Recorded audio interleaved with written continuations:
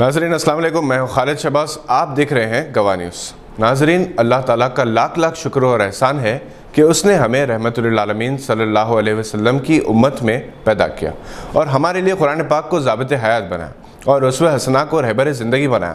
قرآن مجید، احادیث شریفہ اور سیرت پاک کو صحابہ کرام نے محفوظ کرتے ہوئے آنے والی نسلوں تک امانت کے طور پر پہنچا۔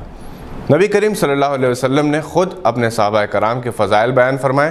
آپ صلی اللہ علیہ وسلم نے فرمایا، میرے صحابہ کے معاملے میں اللہ سے ڈرو، اللہ سے ڈرو۔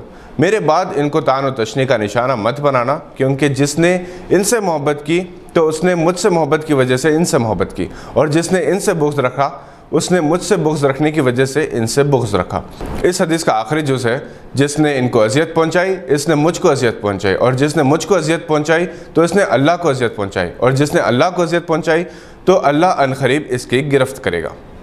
ابتدا ہی سے جبکہ اسلام چاروں طرف پھیل رہا تھا، اس میں انتشار پیدا کرنے، مسلمانوں کی طاقت کو کمزور کرنے کے لیے عبداللہ ابن سبا جیسے نسل حرام نے ایک نئے فرقے کی بنیاد ڈالنے کی کوشش کی، جسے حضرت علی رضی اللہ تعالیٰ عنہ نے جلا وطن کر دیا تھا۔ تب سے لے کر آج تک یہ سازش اور کوشش اسلام دشمن طاقتوں کی جاری ہے کہ کس طرح سے مسلمانوں میں انتشار پیدا کیا جائے۔ انہوں نے صحابہ کرام کی شان میں گستاخی کے ذریعے اپنی سازش کو بڑی حد تک کامیاب بنایا، ایک ایسے وقت جبکہ ساری دنیا کی طاقتیں مسلمانوں کو الگ تھلگ کرنے کے لیے کوشاں ہیں۔ یہودی طاقتوں نے دنیا کی عظیم ترین اسلامی درسگاہوں کے جید علماء اور اکابر کو خرید لیا اور ان کے ذریعے صحابہ کرام کی شان میں گستاخی کروائی جا رہی ہے۔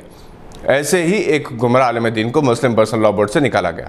آج تمام اہل ایمان لعنت و ملامت کر رہے ہیں، کیونکہ یہ یہود و نصارہ کے ایجنٹ کا کام کر رہا ہے۔ عظمت صحابہ کو متاثر کرنے کی ایک عالمی سازش جاری ہے۔ سوشل میڈیا کا استعمال کیا جا رہا ہے۔ بعض سستی شہرت کے خواہش مند نام نہاد علماء اسلام دشمنی کر رہے ہیں، جس کے خلاف پاکستان میں آج ایک تاریخ ساز ریلی منظم کی گئی ہے۔ ہندوستان کے مختلف شہروں میں اس وقت مسلمانوں میں آپسی انتشار کا ماحول پیدا ہو گیا ہے۔ دشمن جو چاہتا ہے اس کا ہدف پورا ہو رہا ہے۔ اس وقت مسلمانوں کو ہوش و حواس میں رہتے ہوئے صبر و تحمل سے کام لینے کی ضرورت ہے، کیونکہ مسلمانوں کے بھیس میں صحابہ کرام کی شان میں گستاخی کرنے والے خارج اسلام عناصر کو ارباب اقتدار کی پشت پناہی حاصل ہوتی ہے۔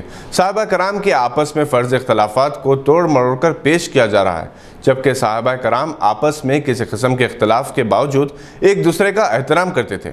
سیدنا حضرت علی رضی اللہ تعالیٰ عنہ نے فرمایا، میں ایک دن رسول خدا صلی اللہ علیہ وسلم کے ہمراہ تھا کہ ایک دن حضرت سیدنا ابو بکر اور سید حضرت عمر رضی اللہ تعالیٰ عنہما دور سے آتے دکھائی دیے۔ حضور اکرم صلی اللہ علیہ وسلم نے فرمایا کہ یہ دونوں تمام اگلے اور پچھلے پیران اہل جنت کے سردار ہیں، سوائے نبی اور رسولوں کے۔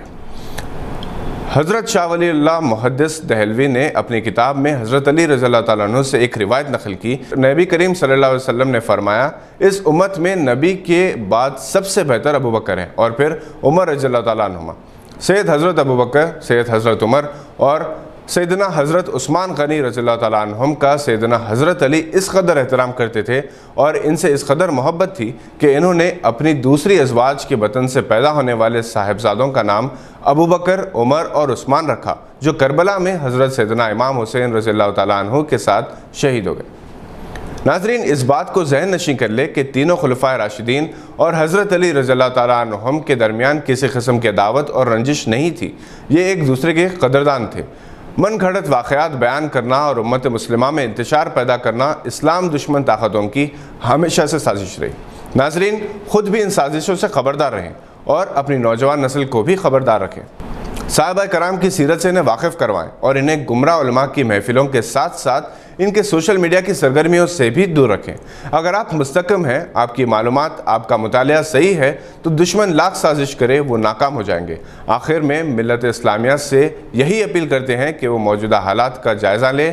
اس وقت اسلام دشمن طاقتیں آپ کے مسلک اور فرقہ واریت کو نہیں دیکھتے، بلکہ وہ آپ کو صرف مسلمان سمجھ کر آپ کے خلاف کارروائی کرتی ہیں۔ یہ وقت اتحاد کا ہے، جھگڑوں کا نہیں۔ اللہ تعالیٰ اپنے حبیب کریم صلی اللہ علیہ وسلم کے صدقے طفیل ہمارے اور آپ کے ایمان کی حفاظت فرمائے، آمین۔ یہ تھی آج کی ایک اہم خبر پر نظر۔ ہم پھر حاضر ہوں گے ایسی کچھ خبروں کو لے کر۔ دیکھتے رہیے گواہ۔ اگر آپ نے ابھی تک اس چینل کو سبسکرائب نہیں کیا تو سبسکرائب اور لائک ضرور کریں۔ شکریہ۔